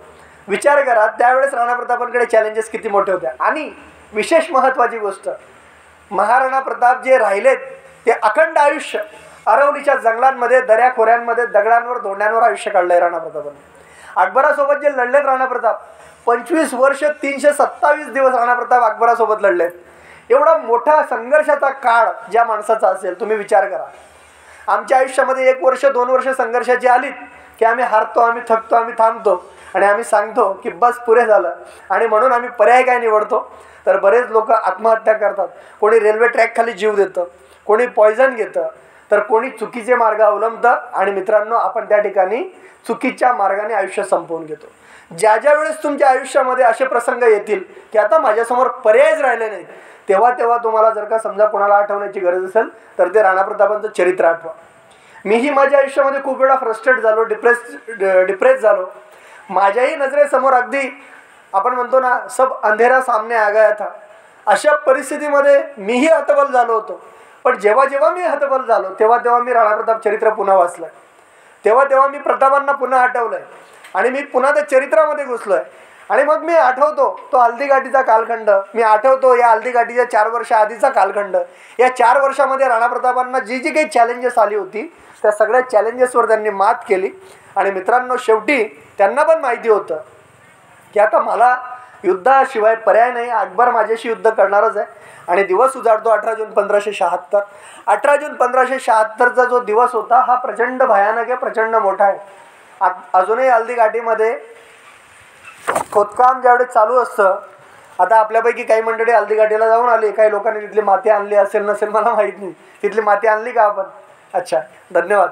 तिथली माती जर का समजा आणली असेल, मित्रांनो, एक 10 वर्षापूर्वी ज्यावेळेस हल्दीघाटीमध्ये खोदकाम केलं गेलं, तर खोदकाम केल्या गेल्यानंतर तिथे अक्षरशः शस्त्रांचा जखीरा सापडला. आणि ती माती आजही तुम्ही जर का समजा अशी तिचा वास घेतला, रक्ताचा तिचा वास येतो. एवढं भयंकर आहे हल्दीघाटीचं युद्ध झालं आहे. जगामध्ये खूप मोठी युद्ध झाली आहेत आणि त्यातल्या त्यात भारतात जी काही युद्ध झाली आहेत, पाणीपतची जी काही 2 युद्ध झाली आहेत, ती 2 युद्ध, तराईंचं 1 युद्ध आणि त्यानंतर मित्रांनो पृथ्वीराज चौहानांचं जे तराईंचं युद्ध सांगितलं ते, त्यानंतर 1527ला खानवामध्ये बाबरसोबत जे महाराणा सांगांचं युद्ध झालं ते. या 4 युद्धानंतर सर्वात मोठं युद्ध जर कुठलं असेल तर ते म्हणजे हल्दीघाटीचं युद्ध आहे. आणि या हल्दीघाटीच्या युद्धाचा दिवस उजाडतो 18 जून 1576. खरं तर राणा प्रतापांनी ही तारीखच अशी निवडली होती की 18 जून नेमका पावसाचे दिवस असतात आणि पावसाच्या दिवसांमध्ये आपण सगळ्यांनी आरवलीच्या दऱ्याखोऱ्यांमध्ये राहायचं आणि जी काही अकबराची सेना येईल त्या सेनेला या दऱ्याखोऱ्यांमध्ये गाठायचं आणि इथेच यांचा निपात करायचा. याचं नियोजन होतं राणा प्रतापांचं. पण दुर्दैवाने पावसाने साथ दिली नाही. त्या दिवशी पाऊस संध्याकाळी पडलेला आहे. आता 2 सेनांचं नेतृत्व आहे. एका बाजूला अकबराच्या बाजूने जो लढतोय तो मानसिंग आहे आणि दुसऱ्या बाजूने राणा प्रतापांच्या बाजूला जो हरावलचं नेतृत्व करतोय तो हाकिम का सूर आहे. एका बाजूला पठाण आहे, एका बाजूला राजपूत आहे. विचार करा, ही जी लढाई होती ना ही प्रचंड मोठी होती. हरावलचं नेतृत्व आणि चंदावलचं नेतृत्व अशा 2 गोष्टी असतात. हरावलचं नेतृत्व म्हणजे काय, तर सेनेच्या अग्रभागी त्याची कमान जो सांभाळतो त्याला हरावलचं नेतृत्व करणारा म्हटलं जातं. आणि चंदावलचं नेतृत्व करणं म्हणजे मागच्या बाजूचं नेतृत्व करणं. अकबराच्या सैन्यामध्ये कोण कोण होतं, तर सेनेचं नेतृत्व करणारा मानसिंग होता. त्याचा लेखक होता अलबदायुनी, आसिफ खान, सय्यद मीर बक्षी, असे मोठमोठे मातब्बर सरदार अकबराच्या सेनेमध्ये होते. आणि कितीची फौज पाठवली अकबराने, 80,000ची. सेनेच्या बाबतीमध्ये इतिहासकारांमध्ये मतभेद आहेत. कोणी म्हणतं अकबराची सेना 20,000 होती, कोणी म्हणतं 80,000 होती, कोणी म्हणतं लाख होती. कर्कश जर काढला तर राणा प्रतापांची सेना ही 20,000ची होती आणि अकबराची सेना ही 80,000ची होती. 80,000 विरुद्ध 20,000, प्रचंड मोठा तांडव. कुरुक्षेत्रामध्ये कौरवांसोबतचं पांडवांचं युद्ध होतं, लक्षात घ्या. आणि या सेनेमध्ये महाराणा प्रतापांच्या बाजूने कोण कोण लढणार होतं तर ग्वाल्हेर नरेश राजा रामशाह तंवर, त्यांची 3 पुत्र प्रतापसिंह, शालिवाहन, भवानी सिंह आणि त्यांचा नातू बलभद्र. दुसऱ्या बाजूला कोण लढतोय हाकीम कासूर आणि त्याचे 800 पठाण. तिसऱ्या बाजूला कोण लढतंय तर जो हुबेहूब महाराणा प्रतापांसारखा दिसतो झाला मान. तिसऱ्या बाजूला हा झाला मान कोण आहे माहिती आहे तुम्हाला? आपण फक्त नाव वाचतो. झाला मान हा कोण आहे मित्रांनो माहिती? या झाला मानचे जे काही आजोबा होते ना, झाला अज्जाजी, या झाला अज्जाजींनी 1527च्या खानवाच्या युद्धामध्ये प्रचंड मोठा पराक्रम गाजवला होता आणि इब्राहिम खान लोधीला सडोकी पडो केलं होतं. त्या झाला अज्जाचा हा नातू झाला मान. त्याच्याच जोडीला राणा प्रतापांचे जीवच्छ कंठच्छ मित्र जोधपूरचे राव चंद्रसेन राठोड आणि त्याच जोडीला महाराणा प्रतापांचे मंत्री मामाशाह आणि भाऊ ताराचंद आणि त्यांचा अजून दुसरा एक मित्र तो म्हणजे चक्रपाणी. विचार करा, एवढे मातब्बर सरदार एका बाजूला राणा प्रताप आहेत आणि त्याच जोडीला भिल्लांची एक प्रचंड मोठी फौज, राणा पुंजा, राणा खेता, हे सगळे लढतात. आणि आता युद्धाचा बिगुल वाजलेला आहे. सकाळी 8 वाजता हल्दीघाटीचं युद्ध सुरू झालं आहे. किती वाजता? 8 वाजेला. या हल्दीघाटीच्या युद्धामध्ये सर्वात पहिलं आक्रमण जे केलं आहे ते हाकीम कासूरने केलं आहे महाराणा प्रतापांच्या बाजूने. त्या दिवशी महाराणा प्रतापांचं ज्यावेळेस मंत्रिमंडळाची बैठक होते तर त्या मंत्रिमंडळाच्या बैठकीमध्ये राणा प्रताप सगळ्या मंत्रिमंडळ हे जे काही त्यांचे मातब्बर सरदार असतात त्यांना सांगतात की अरावलचं नेतृत्व कोणाकडे द्यायचं आणि चंदावलचं नेतृत्व कोणाकडे द्यायचं. त्यावेळेस हाकीम कासूर पुढे येतो आणि तो सांगतो कि राणा जी, एक बार इस पठान के बच्चे को आप समय दीजिए और मातृभूमि के लिए लड़ने के लिए एक बार इस पठान के बच्चे के ऊपर विश्वास रख दीजिए, फिर देखो इस पठान की तलवार कैसी चलती. आणि या शब्दांवर विश्वास राणा प्रतापांनी ठेवला आणि हाकीम कासूरला नेतृत्व दिलं. हाकीम कासूरच्या पहिल्या तुकडीने एवढं जबरदस्त आक्रमण केलं अकबराच्या सैन्यावर. आता युद्धाचा बिगुल वाजलेला आहे. तिकडनं मुघल फौज येते, इकडनं मेवाडी फौज येते आणि या दोघांची चकमक जी झालेली आहे ती हल्दीघाटाच्या खमनोरच्या मैदानामध्ये. या खमनोरच्या मैदानामध्ये ज्यावेळेस दोघं सेना एकमेकांना भिडल्या आहेत तर अक्षरशः हाकीम कासूरने 2 हातात तलवारी घेऊन मुघल खेमेवर एवढी जबरदस्त प्रहार केलेला आहे की अकबराची फौज ही 5 ते 6 किलोमीटर मागे पडत सुटली होती आणि पहिल्या वारामध्ये राणा प्रतापांनी युद्ध जिंकलं. दुसऱ्या बाजूला 60 वर्षपेक्षा जास्त वय होतं राजा रामशाह तंवर. हे राजा रामशाह तंवर जे होतं ना, जेवढे पण तंवर वंशी ते कोणाचे वंशज आहेत माहिती आहे तुम्हाला? हे पांडवांचे वंशज आहेत. आणि या तंवर वंशाने राजा रामशाह तंवरांचं लढणं इतकं प्रचंड भयानक होतं त्यांचे 3 मुलांचं आणि त्यांच्या नातूचं की स्वतः लेखक अल बदायुनी आणि अबुल फजल असं लिहितोय कि राजा रामशाह तंवर और उनके तंवरों का लड़ना इतना जबरदस्त था कि हम उनके बखान में लिख भी नहीं सकते, लिहू शकत नाही. एवढा प्रचंड मोठा पराक्रम होता आणि इतका जबरदस्त पराक्रम होता की लढता लढता मातृभूमीसाठी राजा रामशाह तंवर, त्यांचे 3 पुत्र, त्यांचा नातू, पूर्ण पिढीच्या पिढी बर्बाद झाली. निर्वंश झाला आहे तंवर वंशाचा. एवढं भयानक हल्दीघाटीचं युद्ध आहे. दुसऱ्या बाजूला कोण आहे? राव चंद्रसेन राठोड, जो राणा प्रतापांसाठी मित्रासाठी लढतोय. आणि तिसऱ्या बाजूला या ठिकाणी मित्रांनो जो प्रचंड मोठा पराक्रम आहे तो पराक्रम झाला मानचा. जेव्हा राणा प्रतापांच्या समोर फक्त एक लक्ष असतं की माझ्या मातृभूमीवर जो तुटून आलेला, जो चालून आलेला, जो मोगलांचं नेतृत्व करतोय तो कोण आहे? तो राजपूत आहे.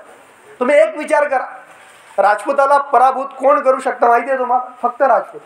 दुसरा पराभूत नाही करू शकत. आमची गोची आमच्याकडेच असते. नाक दाबलं म्हणजे तोंड उघडतं अशी परिस्थिती, बरोबर आहे का नाही? कुठेही बघा, हे वास्तविक आहे. आणि नुसता मी राजपूत म्हणणार नाही, या हिंदुस्थानात राहणारे तुम्ही आम्ही सगळे हिंदू आणि एका हिंदूचा पराभव हा हिंदूच करू शकतो. पृथ्वीराज चव्हाणांचा पराभव कोणामुळे झाला हे आपल्याला माहिती आहे. महाराणा प्रतापांचा पराभव झाला नाही. इतिहासामध्ये चुकीच्या गोष्टी मांडल्या जातात, चुकीच्या गोष्टी सांगितल्या जातात. राणा प्रताप कधी हारले नाही, हल्दीघाटी सुद्धा हारले नाही. ते पुढच्या वेळेस पुढे सांगेल. तर जेव्हा समोर त्यांना मानसिंग दिसतोय आणि तो मानसिंग हत्तीवर बसलेला आहे, तो हत्तीतून प्रहार करतोय. त्या हत्तीवर तो अंबारीमध्ये बसलेला आहे. त्या अंबारीतून तो प्रहार करतोय. आणि राणा प्रतापांचं एकच लक्ष असतं, त्यांनी चेतकला इशारत केलेली असते की जेव्हा जेव्हा आपल्याला आपला दुश्मन समोर दिसेल तर त्याच्यावर आपल्याला चढून जायचं. आणि राणा प्रतापांना जेव्हा मानसिंग समोर दिसतो ते संपूर्ण व्यूह तोडून चेतकला जी टाच मारतात राणा, चेतकला टाच मारल्याबरोबर चेतकला इशाराच समजते की माझ्या धन्याला मला काहीतरी सांगायचं आहे. आणि जी टाच मारली जाते ती टाच मारल्यानंतर तिथे मानसिंगच्या दिशेने त्यांचा घोडा पडतो. आणि चेतक हा, बरेच लोक त्याला प्राणी म्हणतात, अश्व म्हणतात, घोडा म्हणतात, पण मी नाही म्हणत. चेतक हा प्राणी होता, घोडा होता. तो काय होता मी सांगेल पुढे. तर जेव्हा चेतक हा मानसिंगच्या दृष्टीने आणि त्याच्या दिशेने जायला सुरुवात करतो, मित्रांनो, अक्षरशः चेतकने हवेमध्ये उडी घेतली काय. चेतकने त्याचे पुढचे 2 पाय मानसिंगच्या हत्तीच्या गंडसडावर टाकलेले आहेत. आणि राणा प्रताप त्या चेतकवर उभे राहिलेले आहेत. आणि आता फक्त एक लक्ष आहे. आणि ते लक्ष जर कुठलं असेल तर तो फक्त मानसिंग आहे. आणि राणा प्रताप त्यांचा जो भाला असतो तो 1.25 मनचा भाला आहे. राणा प्रतापांचा जो भाला आहे ना तो 1.25 मनचा होता. 1.25 मन म्हणजे 60 किलो. तो 1.25 मनचा भाला ज्यावेळेस राणा प्रताप उपसतात आणि तो भाला उपसल्यानंतर समोर इतक्या त्वेषाने ते मारून फेकतात. दुर्दैव राणा प्रतापांचा आणि सुदैव मानसिंगचा. मित्रांनो, तो भाला हौदेतला जो अंबारी असतो त्या अंबारीला लागतो आणि मानसिंग त्या ठिकाणी वाचतो. राणा प्रतापांना असं वाटलं की मी वार तर केलेला आहे, पण हा वार कदाचित माझा रिकामा गेलेला आहे. आणि म्हणून राणा प्रताप क्षणाचाही विचार न करता त्यांची जी कट्यार असते ती कट्यार काढतात आणि तत्क्षणी पुन्हा मानसिंगवरती मारून फेकतात. आणि मानसिंगवर ज्यावेळेस ती कट्यार मारून फेकतात तर मित्रांनो मानसिंगच्या बरगड्यांना चाटून ती कट्यार गेलेली आणि मानसिंग त्या हत्तीवरून खाली कोसळतो. आणि त्याच्यानंतर राणा प्रतापांना असं वाटतं की चला आता तरी काम झालंय. पण तोपर्यंत त्यांना 200 ते 250 मुघल सेना जी असते, मुघल फौज त्या ठिकाणी घेरते. ती मुघल फौज त्यांना त्या ठिकाणी घेरल्यानंतर आत्ता काय करायचं हाही प्रश्न राणा प्रतापांच्या समोर होता. पण तरी राणा प्रताप लढणं थांबवत नाही.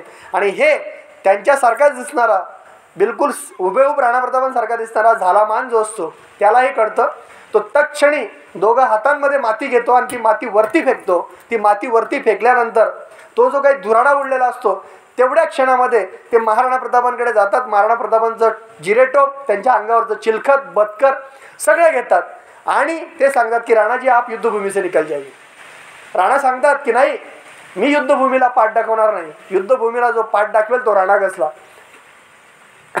पण त्यावेळेस झालामान त्यांना सांगतात की राणाजी तुमच्यासारख्या देशभक्ताची, तुमच्यासारख्या राष्ट्रवीराची या देशाला गरज आहे, मेवाडला गरज आहे, चित्तोडला गरज आहे. तुम्ही असणार तर आमचं स्वातंत्र्य अबाधित राहील, तुम्ही टिकलात तर आमचं स्वातंत्र्य टिकून राहील, तुम्ही नाही टिकलेत तर आमचं स्वातंत्र्य राहणार नाही. आणि म्हणून तुम्हाला माझी विनंती की तुम्ही निघा. पण तरीही राणा प्रताप निघत नाही. कारण मग अशा परिस्थितीमध्ये काय करतो माहिती आहे का झालामान अशा परिस्थितीमध्ये एक काम करतो की झालामान त्यांचा जो सर्वात प्रिय घोडा आहे चेतक, त्या चेतकच्या शेपटीवर एवढ्या जबरदस्त पद्धतीने प्रहार करतात की मग चेतक त्या ठिकाणावर निघतो आणि राणा प्रतापांना त्या युद्धभूमी सोडून त्या ठिकाणी घेऊन जायला सांगतो. आणि जेव्हा राणा प्रताप युद्धभूमी सोडतात तर तो जो काही नाला लागतो तो नाला ओलांडल्यानंतर पुढे चेतन हा गतप्राण झालेला आहे. आता या ठिकाणी 2-3 गोष्टी आहेत. 2-3 गोष्टी अशा आहेत की जेव्हा महाराणा प्रतापांचा अश्व चेतक जेव्हा त्याने मानसिंगच्या हत्तीवर चढाई केली तर त्या हत्तीवर चढाई करताना हत्तीच्या सोंडेमध्ये तलवारी लटकवल्या होत्या आणि त्या ज्या तलवारी होत्या त्या तलवारी चेतकच्या मागच्या 2 पायांना त्या तलवारींनी जखमा झालेल्या होत्या. आणि मित्रांनो, त्याच्यानंतर जेव्हा तो नाला ओलांडतो, तो नाला ओलांडल्यानंतर अक्षरशः चेतक धराशायी होतो. चेतक धराशायी झाल्यानंतर राणा प्रताप त्याला आपल्या कवेमध्ये घेतात आणि तिथेच महाराणा प्रतापांच्या मांडीवर चेतक प्राण सोडतो. मित्रांनो, बरेच लोक चेतकला घोडा म्हणतात, प्राणी म्हणतात, अश्व म्हणतात, पण मी चेतकला घोडा पण म्हणत नाही, प्राणीही म्हणत नाही. मी चेतकला एक खरा देशभक्त म्हणतो, खरा राष्ट्रभक्त म्हणतो. कारण आपल्या मालकाची भाषा, आपला मालक मातृभूमीसाठी जे लढतोय हे एका प्राण्याला समजू शकतं, पण मात्र दुसरीकडे महाराणा प्रतापांच्या भावाला समजू शकत नव्हतं. जो शक्तिसिंग अकबराला जाऊन मिळाला होता, जेव्हा तो या युद्धाचं वर्णन बघतो, हे सगळं पाहतो. शक्तिसिंग सुद्धा अकबराच्या बाजूने या युद्धामध्ये महाराणा प्रतापांच्या विरोधात लढायला आलेला होता. पण जेव्हा त्याच्या हे लक्षात आलं की एक घोडा सुद्धा महाराणा प्रतापांसाठी जीव देऊ शकतो, तेव्हा अक्षरशः मात्र त्या ठिकाणी शक्तिसिंग रडतो, ढासाढासा रडतो. आणि शक्तिसिंग महाराणा प्रतापांच्या मागे आलेला असतो. तर शक्तिसिंग ज्या ठिकाणी चेतक कोसळलेला आहे, चेतक महाराणा प्रतापांच्या मांडीवर आहे, राणा प्रताप रडतायत, चेतकसाठी रडतायत. शक्तिसिंग त्या ठिकाणी येतो आणि शक्तिसिंग राणा प्रतापांना सांगतो की दादा मला माफ करा. राणा प्रतापांचे पाय पकडतो की दादा मला माफ करा, तुमच्यासाठी एक घोडासुद्धा प्राण देऊ शकतो. तुमचं लढणं हे स्वार्थासाठी नाही आहे, तुमचं लढणं हे स्वतःसाठी नाही आहे, तुमचं लढणं हे सत्तेसाठी नाही आहे, तुमचं लढणं हे खुर्चीसाठी नाही आहे, तर तुमचं लढणं जे आहे ते मातृभूमीसाठी, ते मेवाडसाठी, ते चित्तोडसाठी आहे. आणि म्हणून मी चुकलो, मला माफ करा, मला शरण करा. आणि मित्रांनो त्या ठिकाणी आठवते ती रामायणातली भरत भेट. आणि पुन्हा शक्तीला राणा प्रताप माफ करतात आणि शक्ती सांगतो की दादा तुम्ही माझा घोडा घेऊन पुढे निघा. त्या परिस्थितीमध्ये जेव्हा राणा प्रताप इकडे येत असतात तेव्हा सुलतान खान आणि मुलतान खान हे दोन मुघल सैनिक राणा प्रतापांचा पाठलाग करत असतात.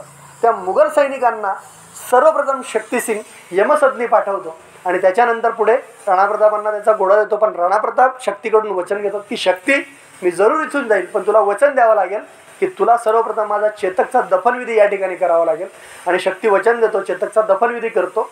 आणि चेतकचा दफनविधी झाल्यानंतर मित्रांनो आजही तुम्ही त्या ठिकाणी जाऊन आलेला असणार, तर चेतक चबुत्रा या नावाने त्या ठिकाणी राजस्थानामध्ये चेतकची समाधी आहे.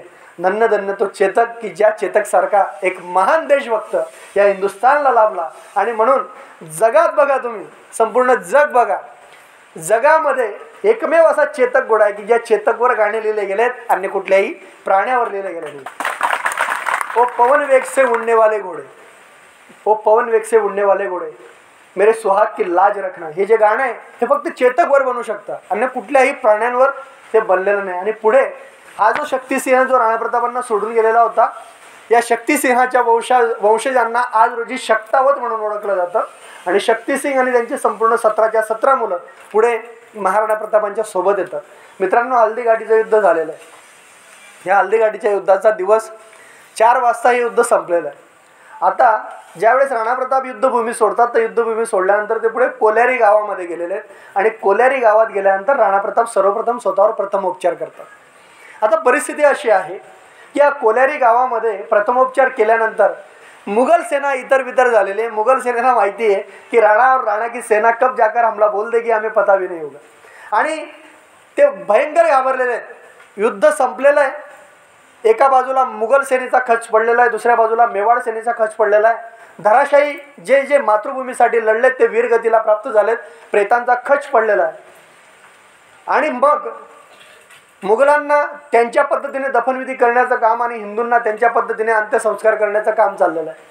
या युद्धाचं वर्णन करताना कर्नल जेम्स टॉड, मुघल सैनिक किंवा गौरीशंकर हिराचंद ओझा असे अनेक जे जे काही महान इतिहासकार आहेत त्यांनी वर्णन करून ठेवलं आहे. आणि प्रत्यक्षदर्शी जो काही अबुल फजल होता आणि अलबदायुनी होता यांनी वर्णन करून ठेवलं आहे की राणा प्रतापांच्या सैन्याच्या बाजूने जो हरावलचं नेतृत्व करत होता आकिब का सूर, हा एक अफगाण पठाण होता. पण त्याचं लढणं इतकं अप्रतिम होतं, तो ज्या शौर्याने ज्या ताकदीने तो लढत होता मित्रांनो, त्याचं लढणं इतकं प्रचंड होतं. जेव्हा त्याने 2 हातामध्ये नंग्या तलवारी घेऊन तो तुटून पडलेला होता, तर हजारोंची त्याने मोगलांची फौज कापलेली. आणि तो जेव्हा संध्याकाळी वीरगतीला प्राप्त झालेला आहे, तर जेव्हा दफनविधी करण्याची वेळ आली तर तो दफनविधी करण्याच्या वेळेला असं लिहिलं गेलं आहे की हकीम का सूरच्या हातातून 2 तलवारी सोडवण्याचं काम ज्यावेळेस केलं गेलं, त्याच्या मुठी सोडवण्याचं काम केलं गेलं, तर मुठी इतक्या घट्ट आवडलेल्या होत्या की त्या सोडल्या जात नव्हत्या. आणि म्हणून हकीम का सूर एक असा योद्धा होऊन गेला, त्या हकीम का सूरला तलवारी सहज दफन करावं लागलाय. असा प्रचंड देशभक्त राणा प्रतापांच्या बाजूने होता, म्हणून राणा प्रताप हल्दीघाटीचं युद्ध जिंकू शकले. आणि दुसऱ्या बाजूला राजा रामशाह तंवर, ग्वाल्हेर नरेश, त्यांचे 3 पुत्र प्रतापसिंह, शालिवान, भवानीसिंह आणि नातू बलभद्र यांचंही लढणं एवढं अप्रतिम होतं, एवढं प्रचंड होतं की मोगल खेम्यामध्ये घुसून त्यांनी हजारो मुघल कापलेत. आणि जेव्हा त्यांना संध्याकाळी दफनविधी करण्याची वेळ आली तर अक्षरशः ज्यावेळेस दफनविधी करण्याची वेळ आली तेव्हा अक्षरशः पाऊस सुरू झालेला आहे. आणि इतका प्रचंड पाऊस आहे की ज्या पावसाची राणा प्रताप सकाळी वाट पाहत होते तो संध्याकाळी पडलेला आहे.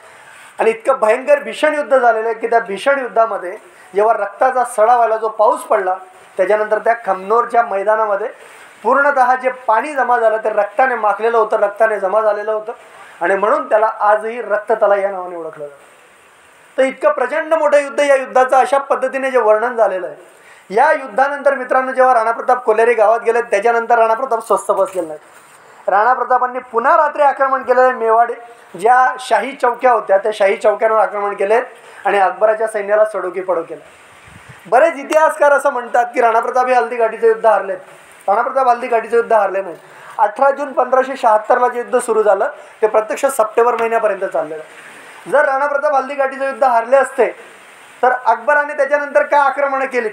एक तर राणा प्रताप हारले असते तर त्यांनी राणा प्रतापांना जिवंत पकडायला पाहिजे होतं. एकतर त्यांनी राणा प्रतापांना पुन्हा पुन्हा त्यांनी आक्रमणं केली नसती राणा प्रतापांवर. आणि जर राणा प्रताप हल्दीघाटीचे युद्ध हरले होते तर मग राणा प्रताप त्यांच्या सरदारांना जमिनी का म्हणून वाटप करत होते. आजही तिथली जी काही शिलालेख आहेत, ताम्रपत्र आहेत, त्यांच्यावर राणा प्रतापांनी ज्या ज्या जहागिऱ्या दिल्या आहेत त्याचा उल्लेख आहे. मग जर अकबर हल्दीघाटीचं युद्ध जिंकला होता तर राणा प्रतापांनी ज्या काही जहागिऱ्या दिल्या त्या जहागिऱ्या देण्याचा अधिकार राणा प्रतापांना न होता. तो राजाला असू शकतो ना.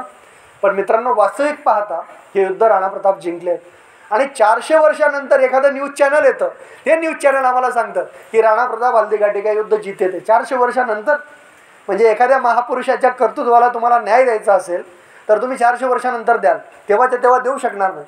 पण वास्तविक जर पाहायला गेलं तर महाराणा प्रताप हे हल्दीघाटीचं युद्ध जिंकलेत. आणि या हल्दीघाटीच्या युद्धात का जिंकलेत राणा प्रताप याचं प्रमाण आहे.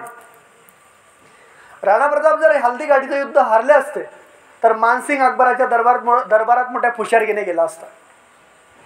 परंतु अकबराने त्याची ड्युटी बंद केली आणि 4 महिने मानसिंगाला दिल्लीच्या दरबारामध्ये फतेपूर शिकरीला त्याला परमिशन नव्हती. त्याचा जो दुसरा सरदार होता आसफ खान, तर तो आसफ खानला यांना अकबराने दरबारात येऊ दिलेलं नाही. जर हे जिंकले होते तर त्यांना दरबारात काय येऊ दिलं? या हल्दीघाटीच्या युद्धामधला एक दुसरा प्रचंड मोठा विषय आहे तो आसिफ खानचा. मित्रांनो, या हल्दीघाटीच्या युद्धामध्ये जेव्हा दोघं बाजूने सैन्य लढत होते, दुसऱ्या बाजूने पण सगळे वीर होते, ते राजपूत होते, त्यांनी केसरिया धारण केलेला होता. आणि इकडनंही राजपूत होते, यांनी केसरिया धारण केलेला होता. या युद्धाच्या दरम्यान आसिफ खान अलबदायुनी जो आहे अकबराचा लेखक, तो अलबदायुनी आसिफ खानला विचारतो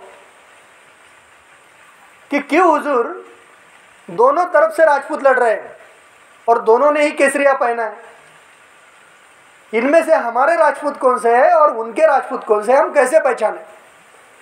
यावेळेस आसिफ खानचं उत्तर आहे आणि हे उत्तर मार्मिक आहे, तुम्ही लक्षात ठेवा. धर्मांतराची प्रक्रिया, त्याच्यानंतर जी नीच आणि क्रूर मानसिकता जी असते ना, ती इथून दिसते आपल्याला. आसिफ खान म्हणतो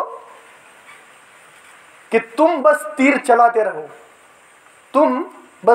चलाते रहो, मरेगा तो आखिर काफिरी ना, मरेगा तो आखिर काफिरी. विचार करा, हे वाक्य भयंकर आहे.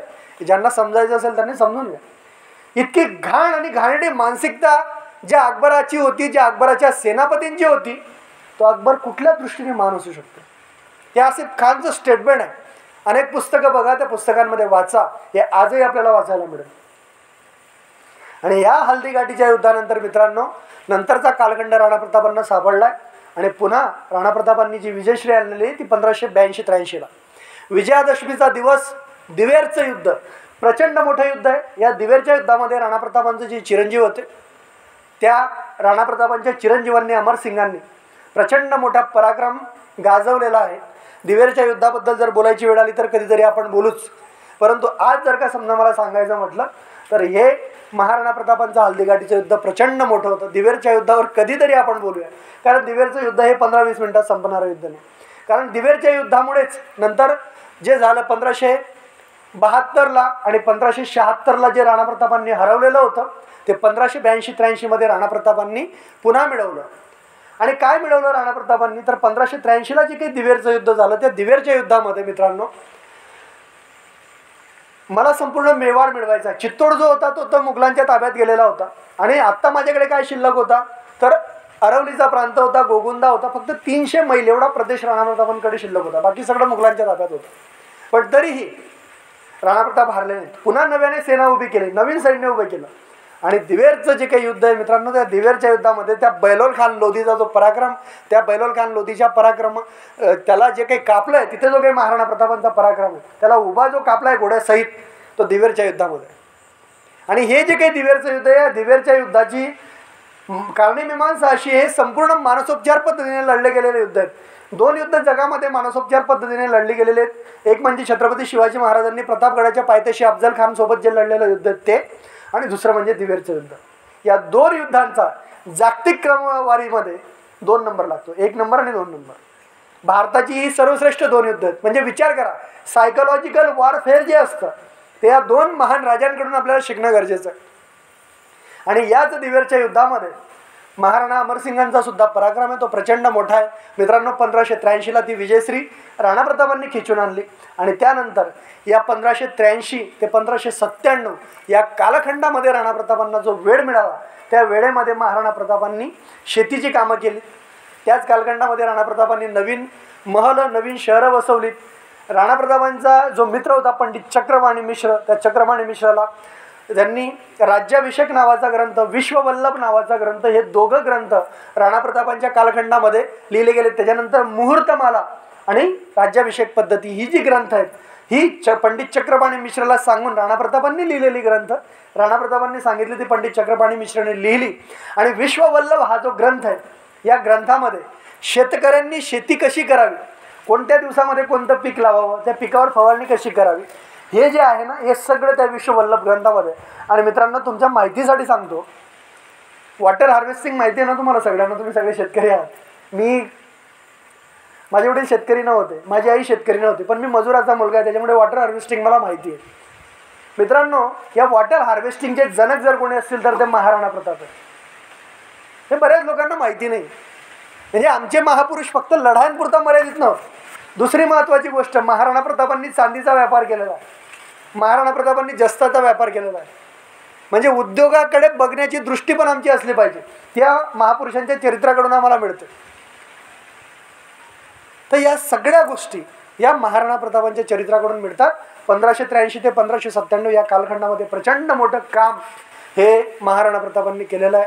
आणि म्हणून मित्रांनो, या महापुरुषाने जर का समजा 25 वर्ष आणि 327 दिवस अकबरासारख्या बलाढ्य शक्तीसोबत जर आ सेतू हिमाचलासारखे महाराणा प्रताप उभे राहिले नसते अकबराच्या समोर, तर आज तुम्ही आणि मी हिंदू म्हणून जगलो नसतो, तुम्ही आणि मी आपल्या कपाळावर टीका धारण केला नसता, कदाचित आमच्या बायकांच्या हातामध्ये बांगड्या राहिल्या नसत्या, कदाचित आमच्या महिलांच्या कपाळावर कुंकू राहिलं नसतं, कदाचित आमच्या महिलांच्या भांगेमध्ये सिंदूर राहिला नसता, आणि आज तुम्हाला आणि मला जय श्रीराम म्हणण्याची परवानगी राहिली नसती जर राणा प्रताप राहिले नसते. आणि महाराणा प्रतापांच्या नंतर 97 वर्षांनी छत्रपती शिवाजी महाराज. हा जो गॅप आहे ना, प्रचंड मोठा आहे. तुम्ही एक विचार करा, कधीतरी मी हाही विचार करतो, जर महाराणा प्रताप, छत्रपती शिवाजी महाराज आणि गुरु गोविंद सिंग हे तिघही महान लोक एकाच कालखंडात झाले असते, तर दिल्लीच्या तख्तावर कधीच मुघलिया सल्तनत बसली नसती. आणि आम्हाला एक खोटं शिकवलं जातं बरं का, की आम्ही 700 वर्ष गुलाम होतो, 800 वर्ष गुलाम होतो. आम्ही गुलाम कधीच नव्हतो. आम्ही एका तासासाठी काय, एका क्षणासाठी सुद्धा गुलाम नव्हतो. मला सांगा, आपल्याला काय सांगितलं जातं की इंग्रजांनी 150 वर्ष राज्य केलं आमच्यावर, बरोबर आहे. मुघलांनी 700 वर्ष राज्य केलं.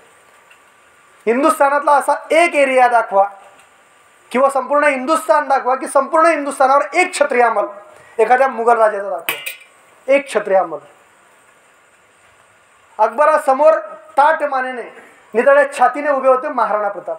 औरंगजेबासमोर उभे होते छत्रपती शिवाजी महाराज. तिकडे उभे होते गुरु तेग बहादूर, गुरु गोविंद सिंग. विजयनगरचे साम्राज्यामधले राजा हरी उभे होते. कित्तूरची राणी चन्नम्मा उभी होती. झाशीची राणी होती. कधी गुलाम झालो होतो आमचं संपूर्ण हिंदुस्थान, कधी गुलाम झालं? हे चुकीचा नरेटिव्ह जो आहे ना, तो आमच्यामध्ये टाकण्यात येतो. मित्रांनो, आम्ही गुलाम एका सेकंदासाठी पण झालो नाही. आणि म्हणून लक्षात ठेवा, आम्ही कायम स्वतंत्र होतो. आणि ती स्वातंत्र्याची ज्योत आमच्या मनामध्ये सर्वप्रथम जर कोणी पेटवली असेल तर ती महाराणा प्रतापांनी पेटवली.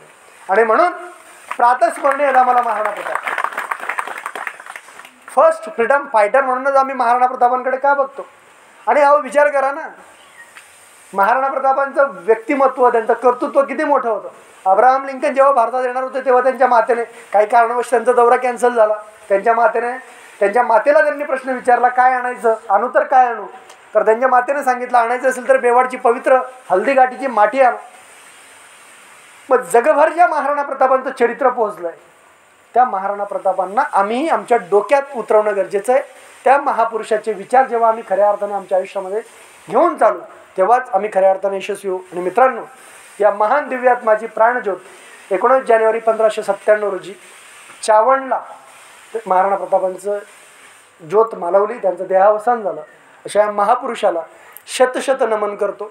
आई सरस्वतीच्या कृपेने तुमच्या सगळ्यांसमोर आज महाराणा प्रतापांच्या चरित्राचं बखान करण्याची संधी मला मिळाली, म्हणून मी मा सरस्वतीचे सुद्धा आभार मानतो. परंतु या ठिकाणी राणा प्रतापांचं चरित्र संपलं असं मी म्हणणार नाही.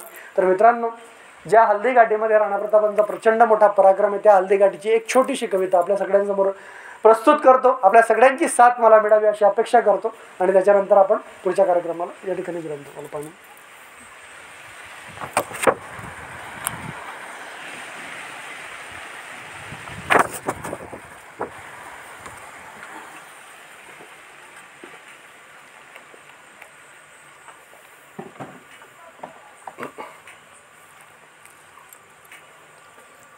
तुमचे 2 हात मला टाळ्यांची प्रतिसाद तुमचा हवा आहे.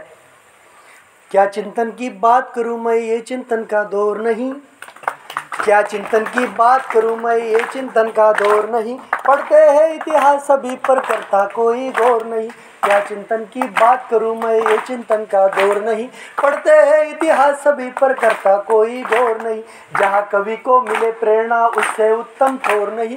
जहाँ कवि को मिले प्रेरणा उससे उत्तम थोर नहीं. हल्दी घाटी की माटी तो चंदन है कुछ और नहीं. हल्दी घाटी की माटी तो चंदन है कुछ और नहीं. हल्दी घाटी की माटी तो चंदन है कुछ और नहीं.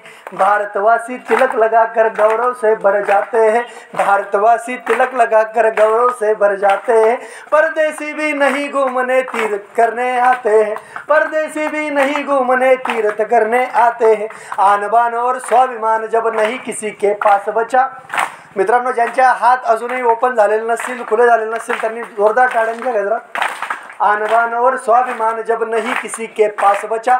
बप्पा रावल के वंशज ने उस युग में इतिहास रचा. आन बान और स्वाभिमान जब नहीं किसी के पास बचा. बप्पा रावल के वंशज ने उस युग में इतिहास रचा. बड़े बड़े राजे रजवाड़े अकबर के अधीन हुए. बड़े बड़े राजे रजवाड़े अकबर के अधीन हुए. निर्वासित सिंहासन पर तब महाराणा आसीन हुए. निर्वासित सिंहासन पर तब महाराणा आसीन हुए. पूरा भारत पराधीनता की बेड़ी में जकड़ गया. पूरा भारत पराधीनता की बेड़ी में जकड़ गया. सम्राटों की पदवी पाकर मुगले आजम अकड़ गया. सम्राटों की पदवी पाकर मुगले आजम अकड़ गया. हल्दी घाटी सम्रांगण में चित्र सूर्य का खींचा है. हल्दी घाटी सम्रांगण में चित्र सूर्य का खींचा है. शत्रु के शोणित से जिसने इस माटी को सींचा है. अरियों के शोणित से जिसने इस माटी को सींचा है. रक्त तलाई में चेतक ने अरिका रक्त कुलीचा है. रक्त तलाई में चेतक ने अरिका रक्त कुलीचा है. मान सिंह के हाथी का मस्तक टापों से सींचा है. मान सिंह के हाथी का मस्तक टापों से सींचा है. जिसकी टापों की चोटों से हाथी भी चिंगाड़ उठा. जिसकी टापों की चोटों से हाथी भी चिंगाड़ उठा. शिव का नंदी असुरों जैसे पर्वत को उखाड़ उठा. शिव का नंदी असुरों जैसे पर्वत को उखाड़ उठा. उसकी फुर्ती से सैनिक दल भेचक के रह जाते थे. उसकी फुर्ती से सैनिक दल भेचक के रह जाते थे. शस्त्र हाथ से गिर जाते थे, प्राण बचाना भारी था. शस्त्र हाथ से गिर जाते थे, प्राण बचाना भारी था. शायद वह तो एक लिंग के नंदी का अवतार ही था. शायद वह तो एक लिंग के नंदी का अवतार ही था. मित्रांनो, यानंतर पुढच्या 4 ओळी तुमच्या सगळ्यांच्या काळजात जर ठाव घेत असतील तर एकदा जोरदार टाळ्या त्या 4 ओळींसाठी असू द्या. सम्रांगण में दौड़ लगाकर शत्रु दल को कुचला है. सम्रांगण में दौड़ लगाकर शत्रु दल को कुचला है.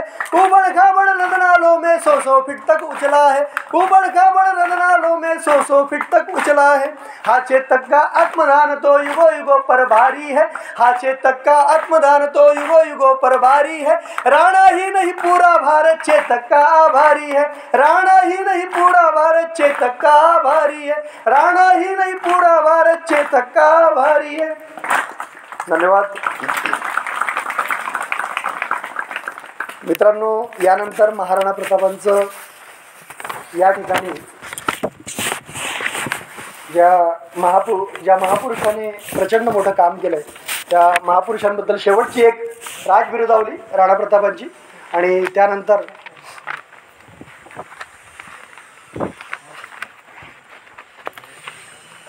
इको देता येईल का? थोडा इको द्या. ज्या पद्धतीने छत्रपती शिवाजी महाराजांची राजबिरुदावली आहे अगदी त्याच पद्धतीने महाराणा प्रतापांची राजबिरुदावली.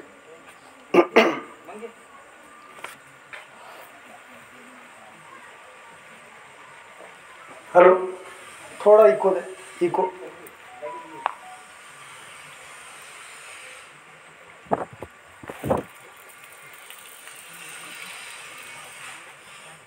झालं? हॅलो, थोडा इको दे.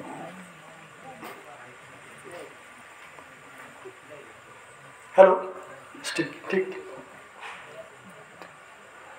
एकदा जोरदार सगळ्यांनी हात वरती करायचे.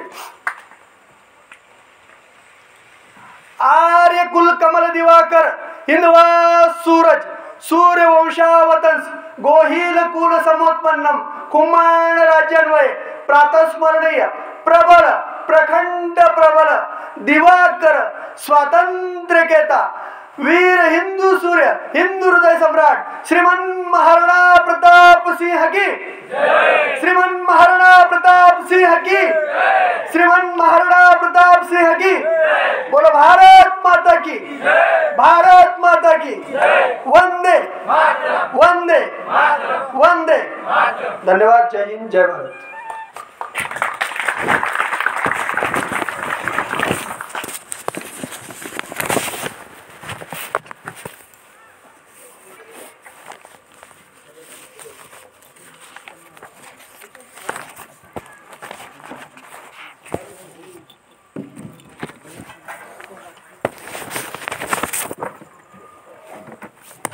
खूप खूप धन्यवाद प्रमोदजी.